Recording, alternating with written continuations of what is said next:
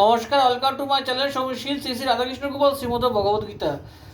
আজ 18 আগস্ট 2025 আমি শ্রীমদ ভগবত গীতার প্রথম অধ্যায়ের 27তম শ্লোকের ব্যাখ্যার 27 পৃষ্ঠার কিছু অংশ পাঠ করছি।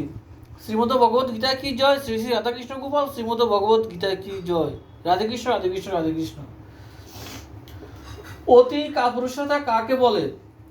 অকারণ নিন্দা, তিরস্কার, অপমানকারী, দুঃখদানকারী, শত্রু ভাবাপন্ন, ধ্বংস করার ইচ্ছা সম্পন্ন, দুর্যোধন, দুঃশাসন, শকুনি প্রভৃতিকে যুদ্ধাকাঙ্ক্ষী দেখেও তাদের বধ করার চিন্তা না আসা, তাদের নাশ করার উদ্যোগ না নেওয়া, এটি অত্যন্ত কাপুরুষতারূপ দোষ।